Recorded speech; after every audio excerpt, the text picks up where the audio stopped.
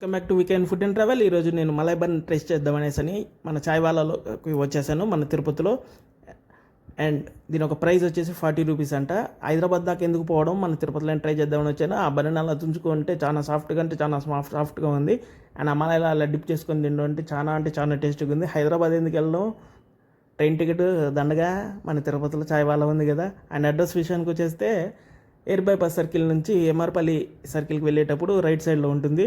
And వీళ్ళ దగ్గర చాలా వెరైటీస్ ఆఫ్టర్నూన్ బిర్యానీస్ కానీ, ఈవినింగ్ మిల్క్ షేక్స్ కానీ, డిఫరెంట్ టైప్స్ ఆఫ్ టీస్ కానీ చాలా బాగుంది. అండ్ అట్మాస్ఫియర్ కూడా చాలా నీట్గా మెయింటైన్ చేస్తున్నారు. బిల్ కూడా విషయం చూసి, ప్రైసెస్ విషయం కూడా చూస్తే చాలా లిబరల్గా ఉన్నాయి.